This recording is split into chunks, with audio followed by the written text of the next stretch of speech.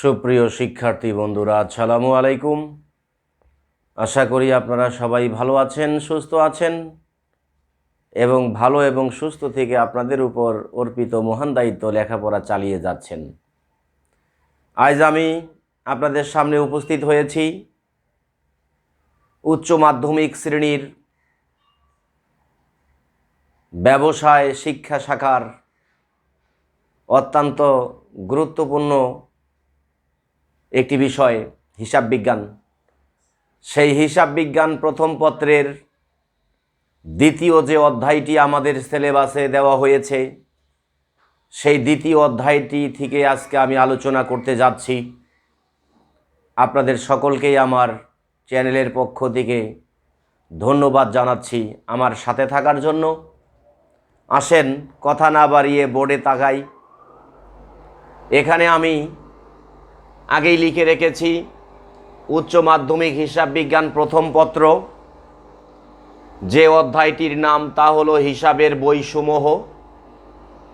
এটি আপনাদের বইয়ের একাদশ শ্রেণীর প্রথম পত্রের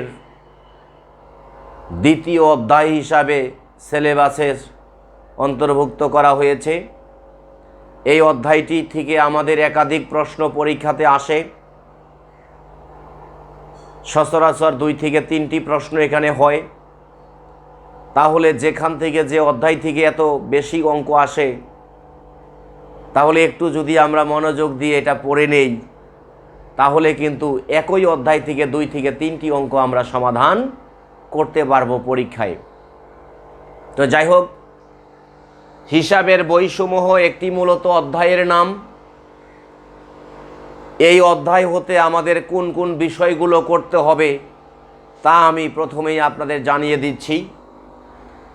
এই অধ্যায় হতে মূলত যে বিষয়সমূহ করতে হয়: 1 নাম্বার বিক্রয় জাবেদা, 2 নাম্বার ক্রয় জাবেদা, 3 নাম্বার নগদ প্রাপ্তি জাবেদা, 4 নাম্বার নগদ প্রদান জাবেদা, 5 নাম্বার নগদান বই প্রস্তুতকরণ, 6 নাম্বার ক্যাশ মেমো প্রস্তুতকরণ, 7 নাম্বার ডেবিট ভাউচার তৈরিকরণ, 8 নাম্বার ক্রেডিট ভাউচার তৈরিকরণ। অধ্যায়টি একটু বড় হলেও কিন্তু জটিল নয়, অত্যন্ত সহজ একটি অধ্যায়। এই সহজটাকে বেশি সহজ মনে করে আপনাদের প্র্যাকটিস করতে হবে, আপনাদেরকে পড়তে হবে। আমি এই কঠিন বিষয়গুলোকে সহজ করার জন্য আমি সহজভাবে উপস্থাপন করতেছি আপনাদের জন্য। আপনারা একটু মনোযোগ দিয়ে দেখবেন। তাহলে আমি ইতিমধ্যে লিখে ফেলেছি যে হিসাবের বইসমূহ মূলত একটি অধ্যায়ের নাম, যা একাদশ শ্রেণীর প্রথম উচ্চ মাধ্যমিক হিসাব বিজ্ঞান প্রথম পত্রের দ্বিতীয় অধ্যায় হিসাবে দেওয়া হয়েছে।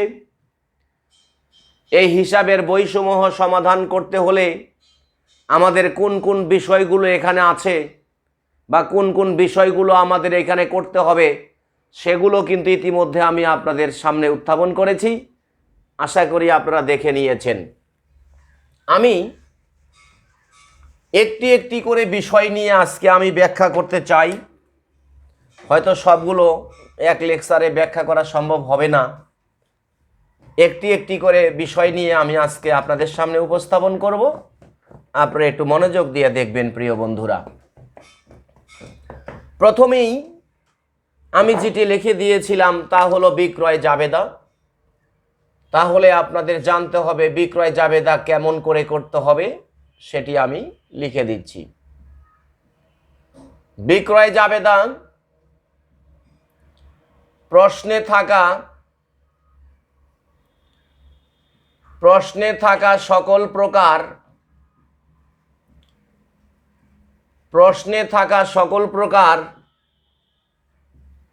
বাকিতে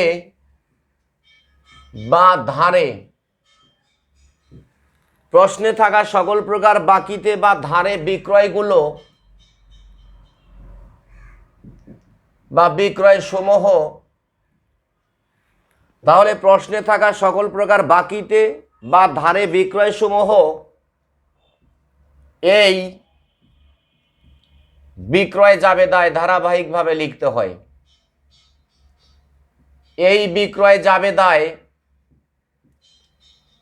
ধারাবাহিকভাবে লিখতে হয়।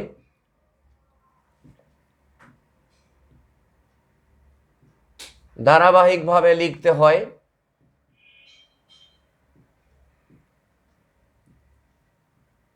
যা লিখলাম আমি, বিক্রয় জাবেদার উপাদানগুলো আসলেই কি, অর্থাৎ বিক্রয় জাবেদার ভিতরে কোন কোন বিষয়গুলো অন্তর্ভুক্ত হবে সেই বিষয়গুলো আমি লিখে দিচ্ছি। প্রশ্নে থাকা সকল প্রকার বাকিতে বা ধারে বিক্রয় সমূহ এই বিক্রয় জাবেদায় ধারাবাহিকভাবে লিখতে হবে। এখানে কোনো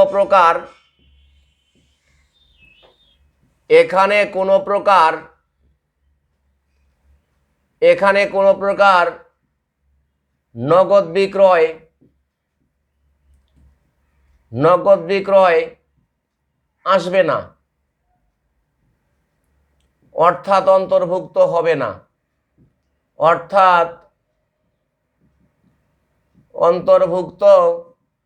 হবে না, তাহলে সর্বপ্রথম আমরা জেনে নিচ্ছি বিক্রয় জাবেদার কোন কোন উপাদানগুলো এখানে আসবে বা কোন কোন উপাদানগুলো এখানে অন্তর্ভুক্ত হবে সেটি কিন্তু আমি লিখে দিচ্ছি। প্রশ্নে থাকা সকল প্রকার বাকিতে বা ধারে বিক্রয়গুলো এই বিক্রয় জাবেদায় ধারাবাহিকভাবে লিখতে হবে। এখানে কোনো প্রকার নগদ বিক্রয় আসবে না, অর্থাৎ অন্তর্ভুক্ত হবে না।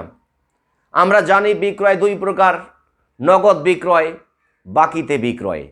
তাহলে এখানে সেই বিক্রয়গুলোই অন্তর্ভুক্ত হবে, সেই বিক্রয়গুলোই মূলত আমাদের আসবে যে বিক্রয়গুলো শুধুমাত্র বাকিতে সম্পাদিত হয়েছে, অর্থাৎ নগদে না হয়ে, চেকের মাধ্যমে না হয়ে শুধুমাত্র বাকিতে বিক্রয় হয়েছে অথবা ধারে বিক্রয় হয়েছে। বাকিতে বিক্রয় বা ধারে বিক্রয় আবার আমরা চিনব কি করে? বিক্রয় কথাটি থাকার পরে যদি সেখানে ব্যক্তি, প্রতিষ্ঠান, কোম্পানির নাম উল্লেখ থাকে তখন সেটা বাকিতে বিক্রয় হয়েছে ধরে নিতে হবে। কথাটি আরেকবার আমি বলি, বিক্রয় কথাটি থাকার পর যদি সেখানে ব্যক্তি, প্রতিষ্ঠান, কোম্পানির নাম লেখা থাকে তাহলে বুঝতে হবে এটা আসলেই নগদে বিক্রি হয়নি, এটা আমাদের বাকিতে বিক্রয় হয়েছে। আর যত প্রকার বাকিতে বিক্রয় সম্পাদিত হয়েছে সেগুলোই শুধুমাত্র আমরা এই বিক্রয় জাবেদায় ধারাবাহিকভাবে লিখে নিব। এখন আমি আপনাদের জন্য উত্থাপন করব বিক্রয় জাবেদার ছকটি কেমন হবে। বিক্রয় জাবেদার ছকটি নিম্নরূপ। বিক্রয় জাবেদার ছকটি নিম্নরূপ, অর্থাৎ বিক্রয় জাবেদা আমরা প্রথমত জেনে নিয়েছি যে বিক্রয় জাবেদার ভিতরে কোন কোন উপাদানগুলো আসবে। এখন আমরা জানার চেষ্টা করতেছি যে বিক্রয় জাবেদার ছকটা মূলত কেমন হবে, সেটি আপনারা একটু মনোযোগ দিয়ে দেখবেন।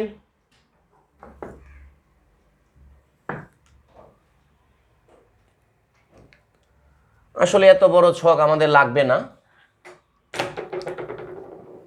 তাহলে আমরা বিক্রয় জাবেদার ছকটা যদি চিন্তা করি তাহলে দেখতে পাচ্ছেন 1 2 3 4 5, অর্থাৎ কলাম সংখ্যা 5টি। অর্থাৎ বিক্রয় জাবেদা যখন আমাদের করতে বলা হবে সর্বপ্রথম আপনি জানবেন যে বিক্রয় জাবেদার ভিতরে কোন কোন উপাদানগুলো আসবে। দ্বিতীয়ত জানবেন কোন ছকের মাধ্যমে এই উপাদানগুলো উপস্থাপন করতে হবে, কয় কলামের ছক আমাদের দরকার হবে। তাহলে আপনারা দেখতে পাচ্ছি বিক্রয় জাবেদার ছক হলো 5টি কলাম বেষ্টিত। সেই 5টি কলামের মধ্যে প্রথমটি আসবে আমাদের তারিখ, তারপরে আসবে আমাদের ডেবিট খাতের শিরোনাম। ডেবিট খাতের শিরোনাম, এই ডেবিট খাতের শিরোনাম আবার কাকে বলে? অর্থাৎ যেহেতু আমরা দেখেছি এখানে বাকিতে বিক্রয়গুলোই শুধুমাত্র এখানে আসবে, তাহলে বাকিতে বিক্রয়ের জাবেদাটা যদি আমরা করে নেই তাহলে বাকিতে বিক্রয়ের জাবেদাটা কিন্তু আসবে বিবিতে দেনাদার হিসাব ডেবিট, বিক্রয় হিসাব ক্রেডিট। তাহলে দেনাদার হলো ডেবিট, বিক্রয় হলো ক্রেডিট, তাহলে ডেবিট দিকে কি নাম হলো? দেনাদার। তাহলে এখানে ডেবিট খাতের শিরোনাম বলতে ওই জাবেদার ডেবিট পাশে যে নামটি গিয়েছে, অর্থাৎ যে লেনদেনটি আমার এই বিক্রয় জাবেদায় আসতেছে সেই জাবেদার ডেবিট দিকে যে নামটি আছে বা জাবেদার ডেবিট দিকে যে নামটি ব্যবহার হয়েছে সেই নামটি আমাদের এই ডেবিট খাতের শিরোনামের জায়গায় আপনাকে লিখতে হবে।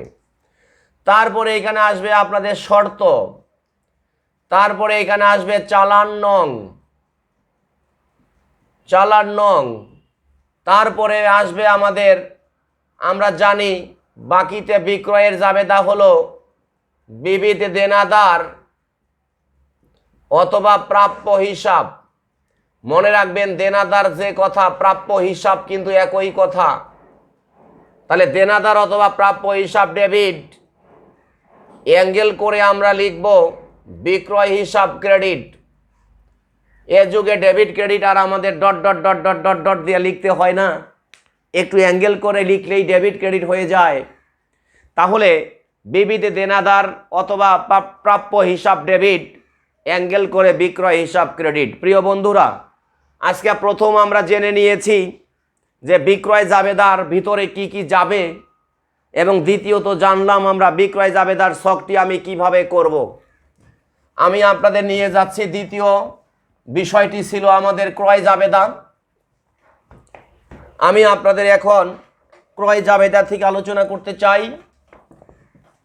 আশা করি আপনারা আমার সাথেই থাকবেন। এখন আমি ক্রয় জাবেদা লিখতে যাচ্ছি। দ্বিতীয় স্টেপটা ছিল আমাদের ক্রয় জাবেদা। তাহলে ক্রয় জাবেদার উপাদানগুলো আগে আমরা জেনে নিব। প্রশ্নে থাকা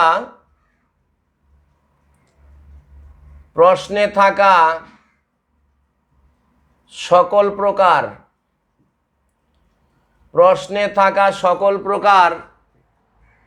বাকিতে বা ধারে ক্রয়গুলো, প্রশ্নে থাকা সকল প্রকার বাকিতে বা ধারে ক্রয়গুলো এই ক্রয় জাবেদায় ধারাবাহিকভাবে লিখতে হবে। ধারাবাহিকভাবে লিখতে হবে।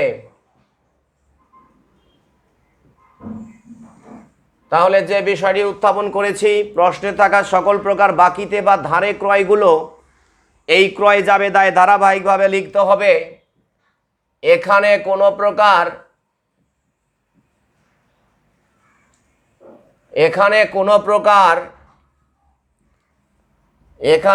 প্রকার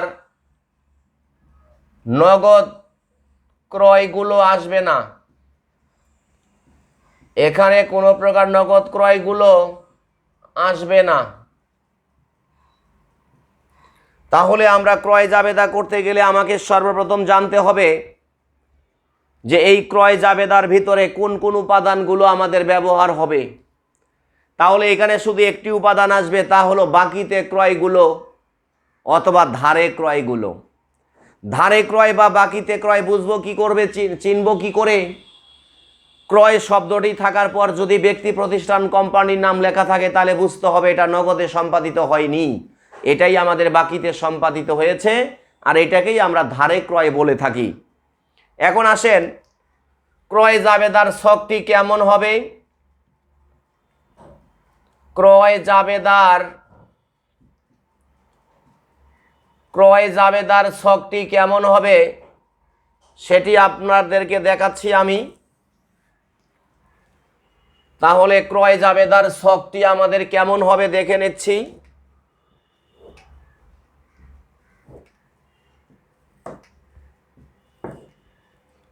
ক্রয় জাবেদার ছকটি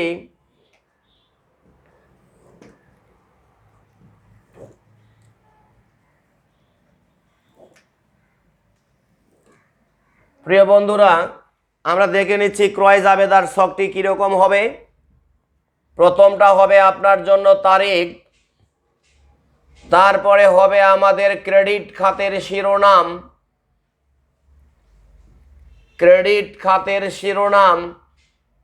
ক্রেডিট খাতের শিরোনামটি আবার কেমন?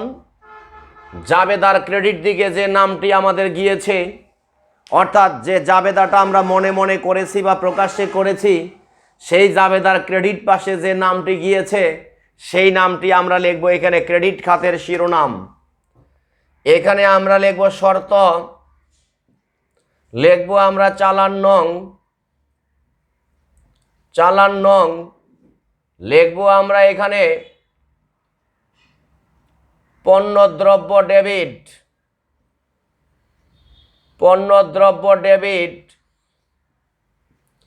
লিখব আমি সাপ্লাইস ডেবিট, পণ্যদ্রব্য ডেবিট, লিখব আমি সাপ্লাইস ডেবিট, লিখব আমি পাওনাদার ক্রেডিট,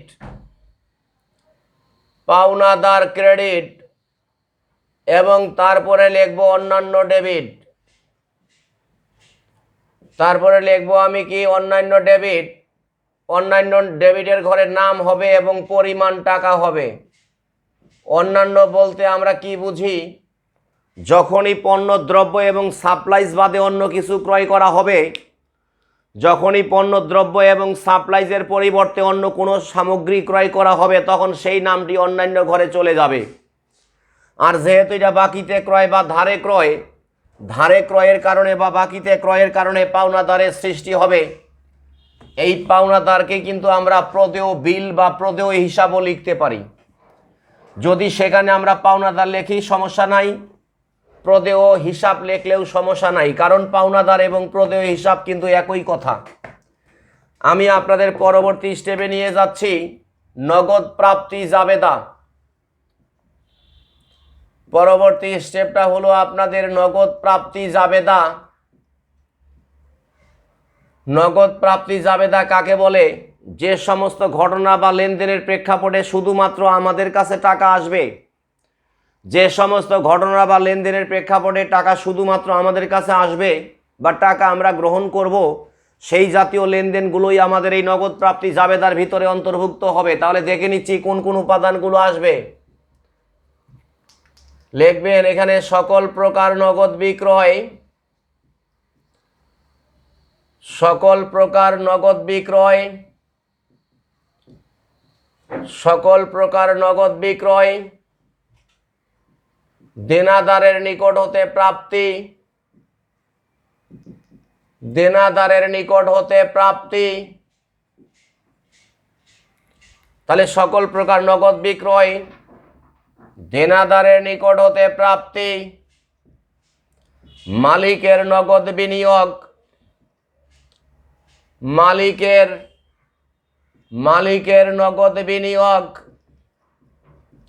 মালিকের নগদ বিনিয়োগ এবং অন্যান্য উৎস হতে, এবং অন্যান্য উৎস হতে, এবং অন্যান্য উৎস হতে যে কোনো প্রকার, অন্যান্য উৎস হতে যে কোনো প্রকার নগদ প্রাপ্তি সংক্রান্ত লেনদেন সমূহ, নগদ প্রাপ্তি সংক্রান্ত, নগদ প্রাপ্তি সংক্রান্ত লেনদেন সমূহ, নগদ প্রাপ্তি সংক্রান্ত লেনদেন সমূহ এই নগদ প্রাপ্তি জাবেদায়, এই নগদ প্রাপ্তি জাবেদায়, এই নগদ প্রাপ্তি জাবেদায় ধারাবাহিকভাবে লিখতে হবে, ধারাবাহিকভাবে লিখতে হবে, ধারাবাহিকভাবে লিখতে হবে।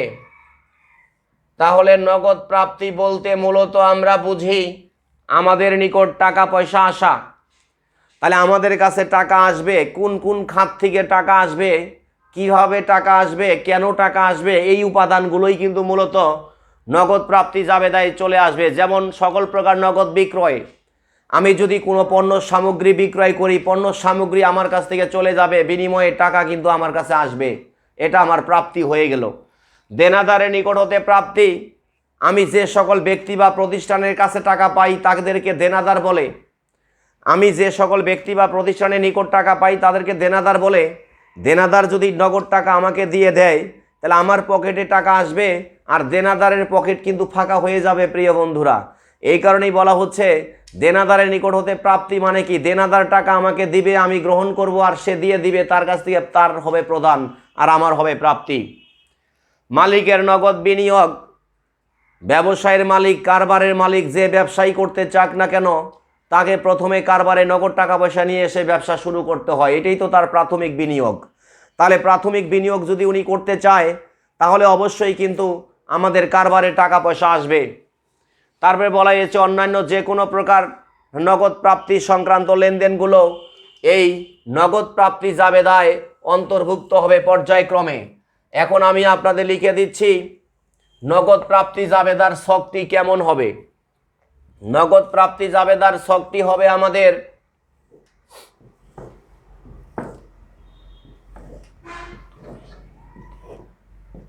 নগদ প্রাপ্তি জাবেদার ডাইন পাশে 5টি কলাম হয়ে থাকে। তার মধ্যে প্রথমটি হবে আপনাদের জন্য তারিখ, তারপরে হবে আমাদের ক্রেডিট খাতের শিরোনাম।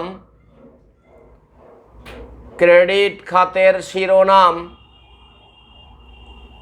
ক্রেডিট খাতের শিরোনাম শব্দের অর্থ হলো জাবেদার ক্রেডিট পাশে যে নামটি যাবে সেই নামটি এখানে আপনাকে লিখতে হবে। প্রিয় বন্ধুরা, এইখানে আমরা লিখব শর্ত, লিখব চালান নাম্বার, যদি বা এগুলোর কোনো কাজ নেই তথাপি দেখাতে হবে। তারপরে হলো নগদান ডেবিট, এখানে যদি আপনি নগদান ডেবিট না লেখে শুধু নগদ ডেবিট লেখেন তাও কিন্তু হবে।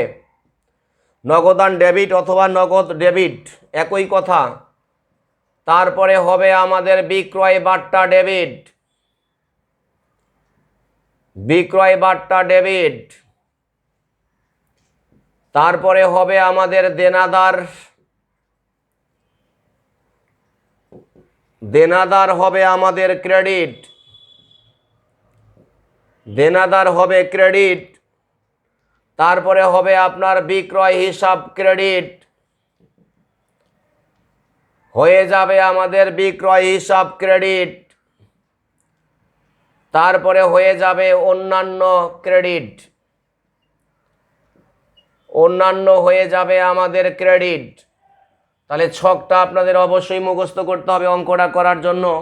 প্রশ্নে কিন্তু ছকের উপাদান কলাম সংখ্যা দেওয়া থাকবে না, কলাম কি কি হবে তাও দেওয়া থাকবে না, এটা আপনাদের মুখস্থ করে লিখতে হবে প্রিয় বন্ধুরা।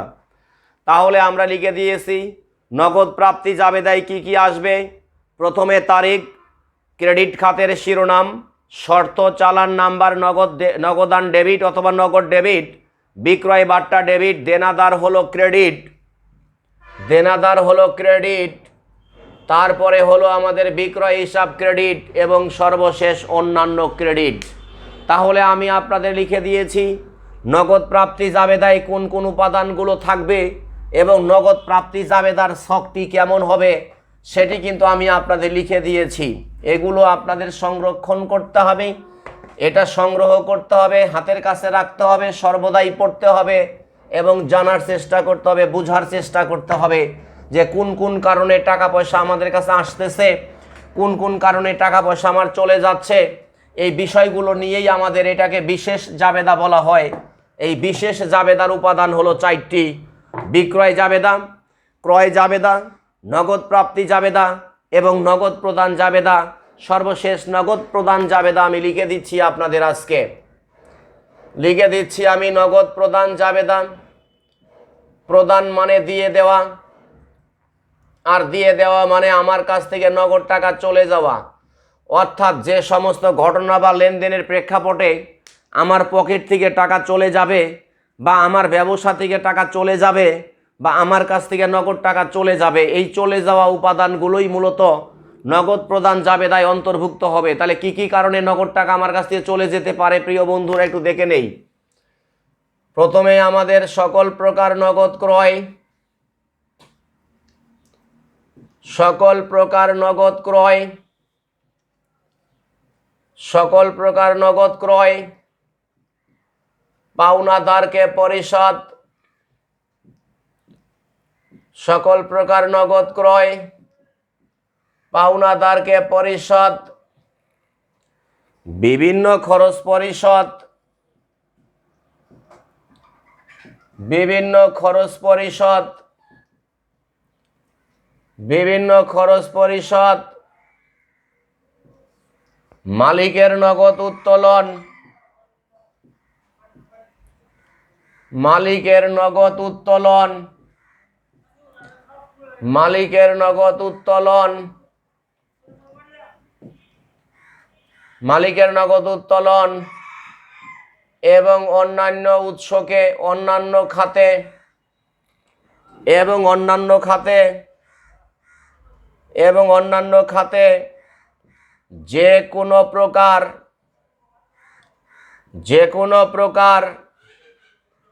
অন্যান্য খাতে যে কোনো প্রকার নগদ প্রদান সংক্রান্ত নগদ প্রদান সংক্রান্ত নগদ প্রদান সংক্রান্ত লেনদেন সমূহ, নগদ প্রদান সংক্রান্ত লেনদেন সমূহ এই নগদ প্রদান জাবেদায়, এই নগদ প্রদান জাবেদায়, এই নগদ প্রদান জাবেদায় ধারাবাহিকভাবে লিখতে হয়, ধারাবাহিকভাবে লিখতে হয়,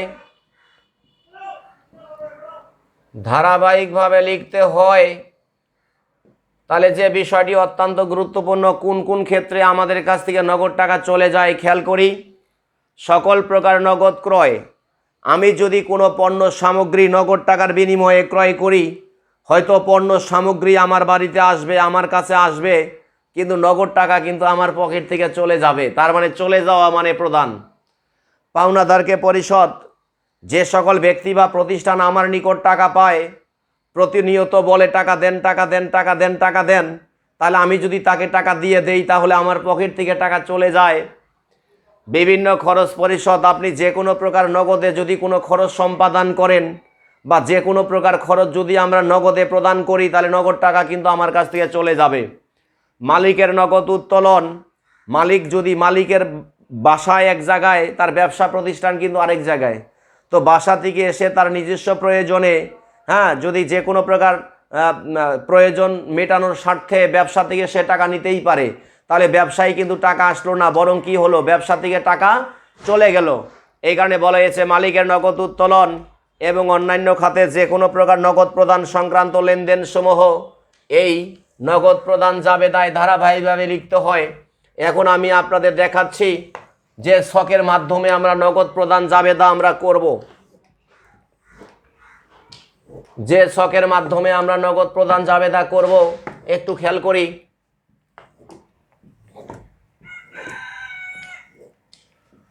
তাহলে যে ছকটি আমাদের দরকার হবে সে ছকটি হলো, প্রথমটা হলো আমাদের তারিখ, তারপরে হবে আমাদের ডেবিট খাতের শিরোনাম,